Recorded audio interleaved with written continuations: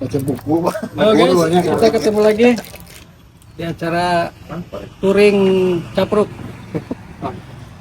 Kita akan menuju Punggung Naga ya, daerah Majalengka. Majalengka. Nah, Punggung Naga tuh, Gimana senang hari ini bisa menampilkan WFK?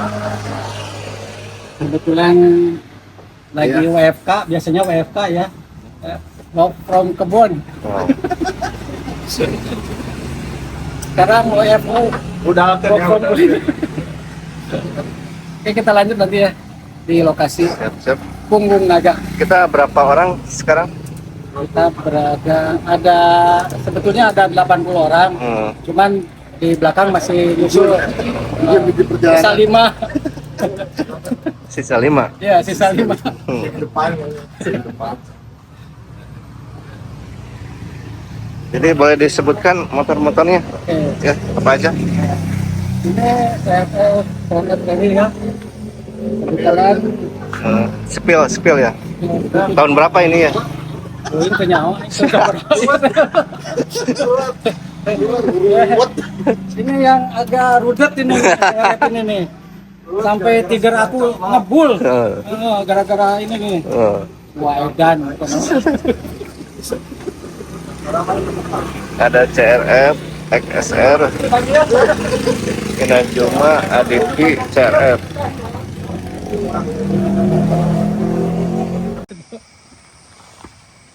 (10.41) nyampe mana itu?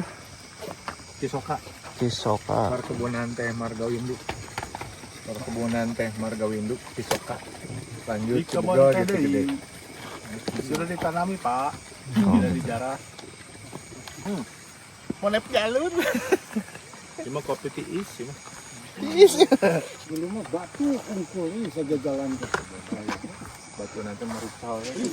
Waduh, itu enakannya camping gitu ya. Ayo praga itu. Itu bas covid nu pagok dia. Tadi soalnya kesempatannya di kota di jalur di jalur covid ya. Di jalur sepeda kami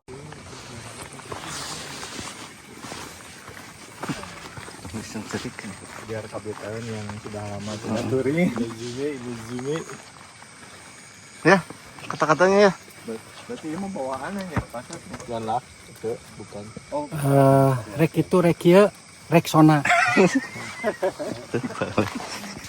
Kita hari ini cek mah eta balikeun kupluk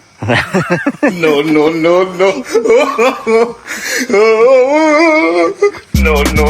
Pagi ini kita memulai perjalanan dari kota menuju dataran tinggi di perkebunan teh Cisoka, Sumedang, sebuah oasis hijau yang tersembunyi di perbukitan kawasan Margawindu, Desa Citengah, Kecamatan Sumedang Selatan.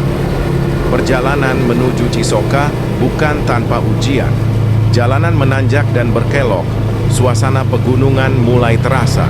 Udara makin sejuk, aroma tanah basah, dan teh mengisi rongga hidup. Sesampainya di Cisoka Eco Green Park, mata kita disuguhi bentangan perkebunan teh hijau yang tak berujung, danau kecil yang tenang di tengah lanskap, serta pemandangan yang cocok untuk dinikmati atau diabadikan.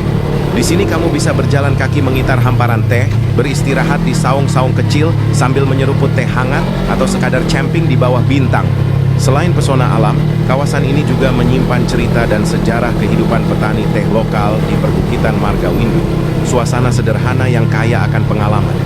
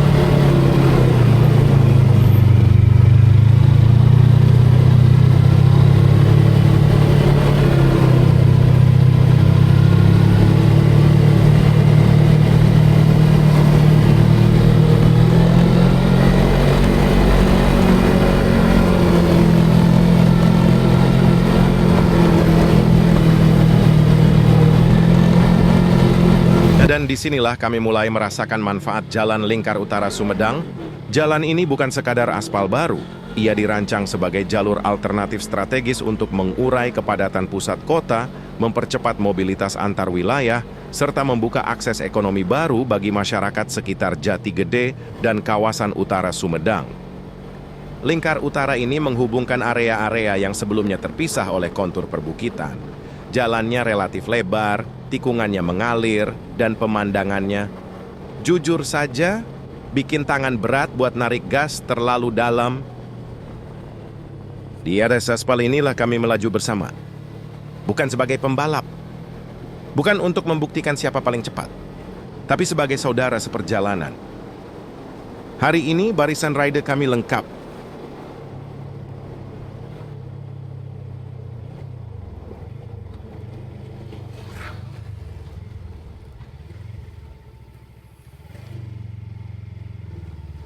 Irvin Vanshel, Raksa Yudi, Sepche, Ayah Acung, dan Bedbanger.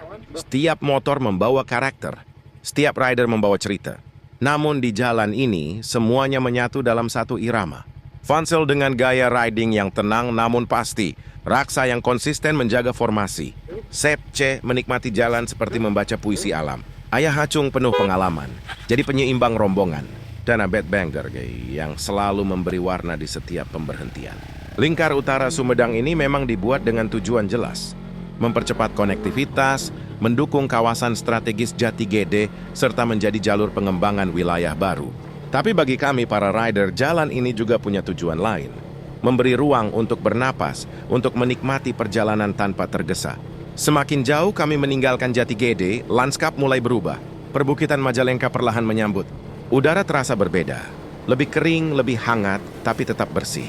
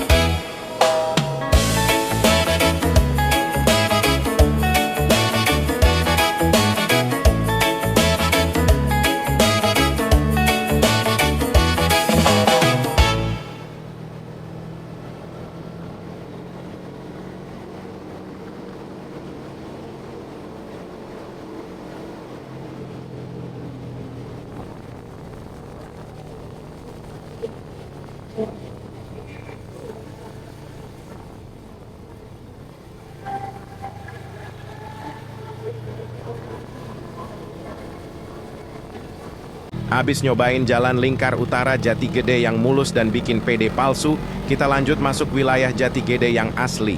Jalan langsung menyempit, perbukitan mulai naik, dan suasana berubah dari touring jadi tes kejujuran diri. Paling depan Vansel. Kelihatan tenang, padahal jadi orang pertama yang mikir, ini beneran jalan atau jalur kambing. Tapi demi harga diri leader, gas dikit, ragu dikit, lanjut. Di belakangnya bad banger. Gayanya pede, tapi gasnya sopan banget. Ini bukan pelan, ini sadar cicilan. Belokan dihadapi dengan penuh hormat, kayak lagi nyapa mertua. Depannya lagi ayah acung. Fokusnya luar biasa. Mulut diam, bahu kaku, dan mata lurus ke depan. Ini bukan lagi nikmatin pemandangan, ini lagi negosiasi sama nyali sendiri. Dan paling belakang sebelum saya, Pak Yudi. Jalannya kalem tapi remnya rajin. Setiap belokan kayak mikir, kalau aman, lanjut. Kalau enggak, pura-pura enggak janjian. Jalan makin sempit, jurang makin dekat. Obrolan hilang, bercanda lenyap. Touring berubah jadi zikir berjalan. 1 jam perjalanan terasa lama, bukan karena jauh, tapi karena tiap meter diuji.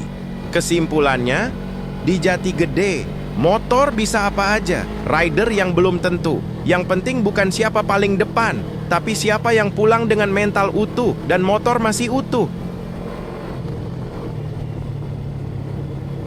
Perjalanan berlanjut naik ke desa-desa di atas Jati Gede. Disinilah kita benar-benar sadar, nggak semua desa itu gampang dijangkau.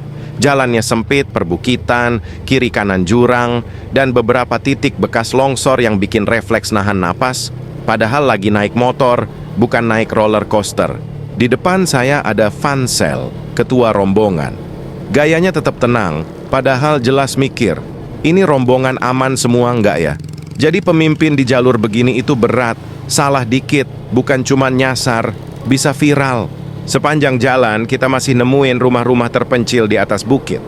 Lokasinya bikin mikir, ini kalau pesan online, abang ojolnya pakai motor apa? Atau pakai drone? Tapi disitulah bukti warga di sini hidup berdampingan dengan alam meski aksesnya bikin lutut lemes. Jalannya makin naik, makin sempit, dan makin sunyi. Bercanda mulai berkurang karena semua fokus ke jalan. Touring berubah jadi mode hening nasional.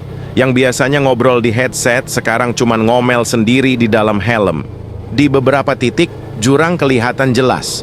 Pemandangannya indah, tapi kita nikmatinnya setengah-setengah. Mata mau lihat alam, tangan sibuk jaga setang, otak sibuk ngitung risiko.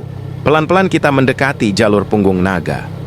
Kontur tanahnya memanjang, kanan kiri terbuka, dan jalurnya bikin adrenalin naik. Tapi justru disinilah serunya. Bukan cuma soal sampai tujuan, tapi soal cerita yang dibawa pulang. Inilah perjalanan kami, desa perbukitan di atas Jati Gede, jalur sempit, jurang, longsor, dan pemandangan luar biasa. Jalan yang ngajarin satu hal, di alam kita cuma tamu, jadi jangan sok jago.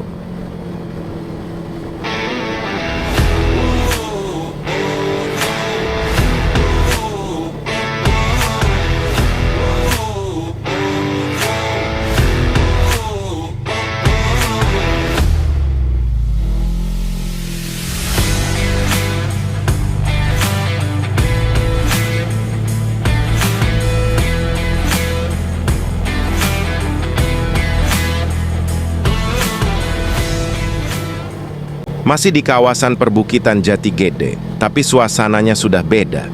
Jalan makin sempit, kanan kiri jurang, dan pohon-pohon mulai rapat. Rasanya kayak mau masuk kawasan hutan. Bedanya ini bukan wisata, tapi jalur penguji mental. Aspalnya tipis, belokannya nggak sopan, dan jalannya mirip punggung naga. Panjang, sempit, dan kalau lengah sedikit langsung dapat bonus deg-degan. Di sini motor jalan pelan bukan karena nggak bisa ngebut, tapi karena masih pengen pulang. Kanan jurang, kiri jurang. Mau nengok pemandangan, salah fokus dikit bisa langsung turun level jadi konten dokumenter. Jadi kita nikmatin alam sambil mikir, nanti aja pas berhenti, kalau ada tempat berhenti. Suasana makin sepi, rumah warga udah jarang, sinyal mulai sok jual mahal. Bercanda di rombongan mendadak hilang. Yang biasanya rame, sekarang pada diam, bukan khusyuk, tapi fokus. Angin sejuk, hutan hijau, jalur memanjang kayak punggung naga. Indah sih iya, tapi jujur aja, indahnya bikin was-was. Ini jalur yang ngajarin kita buat nggak sok jago dan nggak sok cepat. Pelan-pelan kita lanjut, nikmatin tiap meter dengan hati-hati. Karena di Jati Gede, jalan boleh sempit, jurang boleh dekat, tapi cerita perjalanan ini luas dan gak bakal dilupain.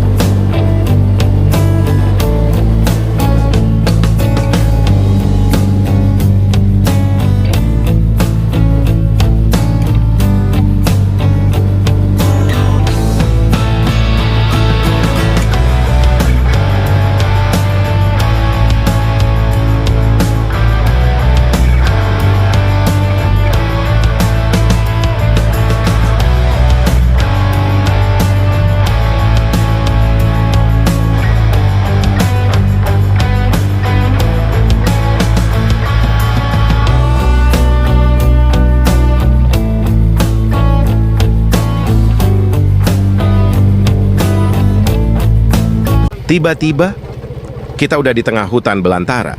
Pohon rapat, suasana sunyi, sinyal pamit. Jalan yang tadinya lumayan manusiawi sekarang mulai menunjukkan jati dirinya. Buat yang pakai CRF Rally 2050, jalur begini cuman pemanasan. Ban gigit, suspensi kerja, muka tetap santai. Tapi buat yang pakai motor matic, disinilah drama dimulai.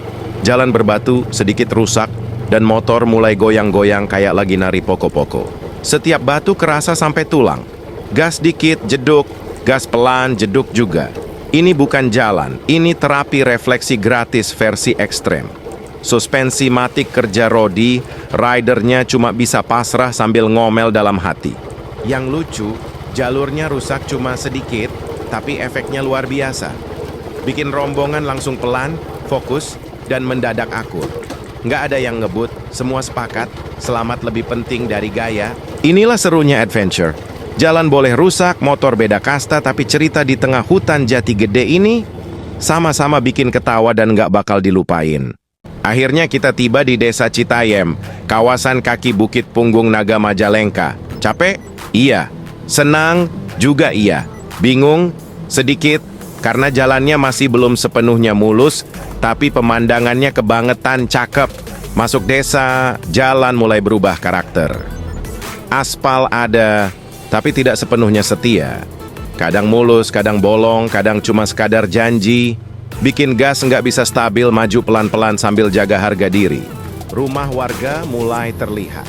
Letaknya di kaki bukit, tenang, sederhana, tapi akses jalannya bikin kita sadar. Warga di sini bukan cuma kuat hidupnya, tapi juga kuat suspensinya. Kalau tiap hari lewat sini, tulang pasti auto kebal. Suasana desa adem, udara sejuk, suara mesin pelan-pelan diturunin. Bukan karena sopan, tapi karena jalannya nggak ngizinin buat sok ngebut. Di sini, motor matic dan motor trail akhirnya sepakat jalan bareng. Sama-sama pelan, sama-sama bertahan. Beberapa titik jalan rusak bikin rider refleks berdiri di atas footstep. Bukan gaya, tapi bentuk ikhtiar. Setiap lubang dihindari dengan penuh perasaan. Seolah lubangnya punya perasaan juga. Meski jalannya belum mulus, Desa Citayem punya ketenangan yang susah dicari di kota. Alamnya masih asri, bukit-bukit mengelilingi, dan suasananya bikin capek langsung turun satu tingkat. Inilah Desa Citayem, gerbang menuju Punggung Naga Majalengka. Jalannya mungkin belum sempurna, tapi ceritanya lengkap. Dan yang terpenting, kita sampai dengan motor masih hidup dan mental masih utuh.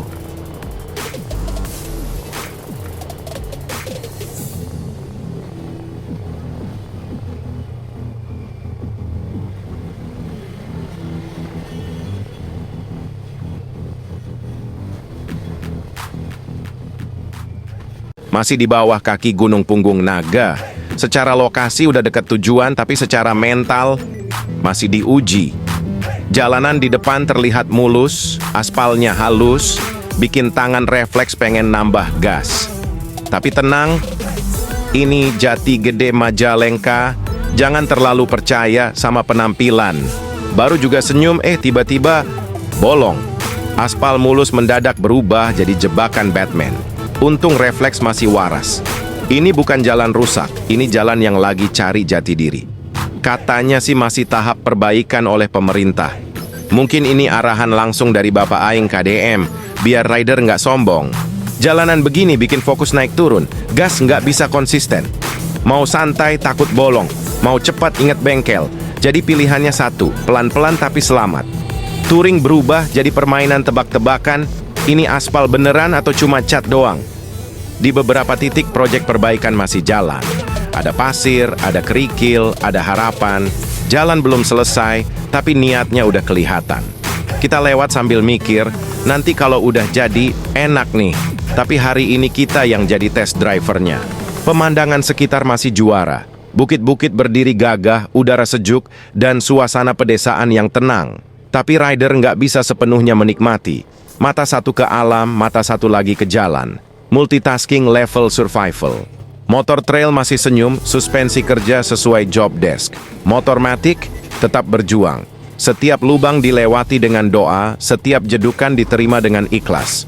Ini bukan soal motor, ini soal mental dan ketahanan iman. Sekitar 30 menit lagi menuju tujuan. Kedengarannya dekat, tapi di jalur kayak gini, 30 menit itu bisa berasa sejam. Tapi justru disitulah serunya. Jalur nggak selalu mulus, tapi ceritanya lengkap. Di bawah kaki Gunung Punggung Naga ini, kita belajar satu hal. Jalan boleh bolong, project boleh belum kelar, tapi semangat jalan terus. Karena adventure bukan soal cepat sampai, tapi soal tetap ketawa meski pantat udah protes.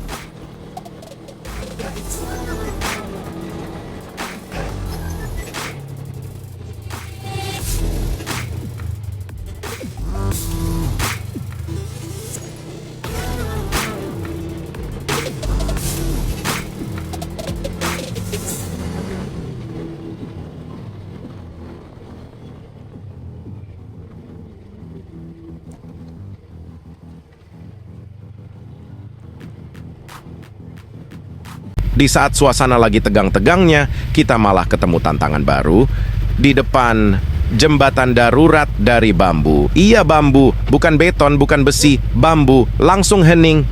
Semua rider mikir hal yang sama. Ini jembatan apa undian? Paling depan Vansel. Sebagai ketua rombongan, dia harus buka jalan. Gas pelan, badan kaku, mata fokus. Di dalam helm mungkin lagi negosiasi sama bambu. Tolong kuat ya, sebentar aja. Giliran Om Bets. Motor masuk, bambu bunyi kriet-kriet. Jantung langsung naik ke tenggorokan. Ini suara bambu apa tulang? Semua nahan napas, takut salah denger. Lanjut Ayah Hacung. Jalannya makin sopan, kayak lewat rumah mertua. Berat rider, berat motor, berat pikiran. Satu-satu bambu dilewati sambil doa dipercepat. Terakhir Pak Yudi. Ekspresinya tenang, tapi langkahnya hati-hati. Semua mata ke satu titik. Begitu roda belakang naik, langsung lega. Bukan karena jembatannya kokoh, tapi karena kita semua lolos. Akhirnya perjalanan nambah level lagi. Belum juga napas normal. Di depan kita sudah berdiri jembatan gantung. Dari jauh kelihatan kokoh, tapi makin dekat. Kokoh di mata, deg-degan di hati. Secara logika jembatan ini aman. Secara perasaan, jantung tetap nggak mau kompromi. Angin sepoi-sepoi bikin jembatan goyang dikit dan otak langsung overthinking. Ini goyang karena angin atau karena kita kebanyakan pikiran? Satu persatu rider mulai maju. Gas pelan, badan kaku, pandangan lurus ke depan. Bukan karena fokus, tapi karena takut nengok ke bawah. Soalnya di bawah bukan kolam renang, tapi jurang yang siap ngasih pelajaran hidup. Setiap roda masuk ke jembatan, bunyinya bikin semua refleks nahan napas. Padahal ini jembatan gantung, bukan jembatan karaoke. Tapi rasanya pengen teriak, cuman nggak berani karena takut keseimbangan goyah. Yang lucu, makin pelan jalannya, makin lama deg-degannya. Tapi mau ngebut juga nggak berani. Jadi solusinya satu, jalan sopan, kayak lagi lewat depan orang tua. Di tengah jembatan, semua rider mendadak tobat.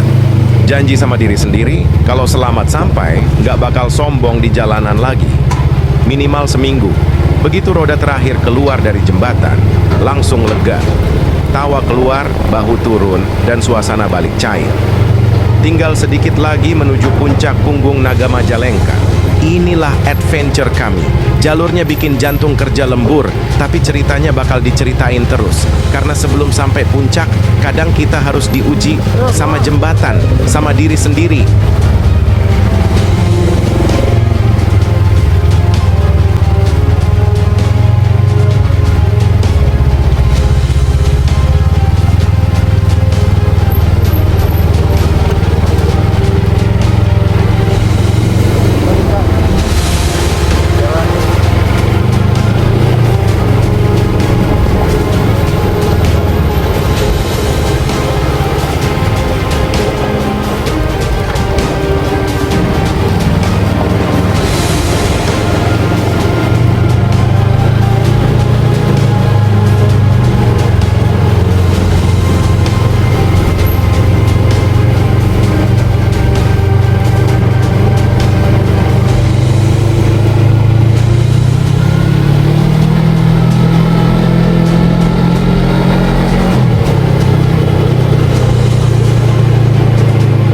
Tinggal beberapa menit lagi sampai tujuan. Secara jarak udah dekat, secara perasaan masih campur aduk. Di depan kita muncul jembatan pelangi. Warnanya cerah, vibes-nya ceria, tapi ridernya tetap waspada. Soalnya habis jembatan tegang, otak belum sepenuhnya tenang. Lewat jembatan pelangi ini rasanya unik. Warnanya kayak ngajak foto-foto, tapi kondisi rider ngajak pelan-pelan. Mau gaya? Ingat jurang.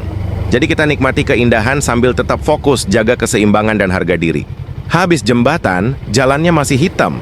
Aspal baru, licin dikit, tapi kelihatan rapi.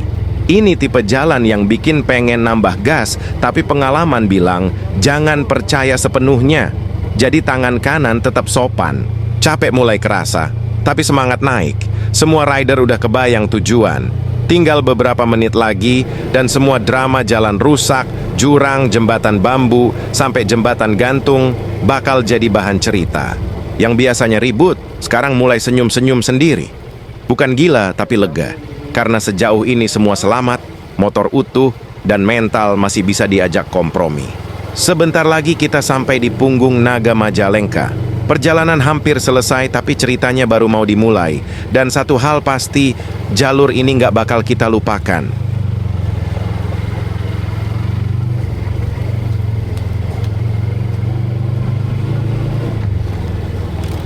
Akhirnya, kita sampai juga di tujuan. Bukit Punggung Naga, kawasan hutan Majalengka. Tempat yang indah, sejuk, dan sukses bikin rombongan ini bertahan hidup sampai titik ini. Bukan karena motor hebat, tapi karena nyali masih mau diajak sekarang. Narik napas panjang kayak habis. Touring ini bukan soal jarak, tapi soal siapa yang masih bisa senyum pas sampai. Pemandangannya luar biasa. Bukit memanjang kayak punggung naga, hijau, luas, dan tenang. Tapi jujur aja, nikmatinnya sekarang bukan di jalan tadi. Soalnya di jalan mata sibuk ke aspal, bukan ke alam. Ekspresi macam-macam. Ada yang lega, ada yang sok santai, ada juga yang mukanya bilang, tolong jangan diajak ke jalur kayak gini lagi dalam waktu dekat. Motor juga beda nasib. Yang trail masih gagah berdiri, yang matic diparkir dengan penuh penghormatan. Setelah melalui batu, lubang, jembatan bambu, jembatan gantung, sampai jembatan pelangi, motor matic hari ini layak dapat piagam keberanian. Nah, di sini kita sadar Punggung Naga bukan cuma destinasi, tapi tempat refleksi. Tentang ego yang diturunin, gas yang dikurangin, dan doa yang ditambahin. Semua diuji, dari skill sampai iman. Tapi justru itu serunya. Perjalanan ini penuh tawa, deg-degan, roasting, dan cerita yang bakal diulang terus. Karena kalau cuma mulus, nggak ada yang bisa diceritain. Inilah akhir perjalanan kami di Bukit Punggung Naga Majalengka. Sampai dengan selamat, utuh, dan masih bisa ketawa. Karena di adventure sejati, yang penting bukan siapa paling jago, tapi siapa yang sampai bareng-bareng.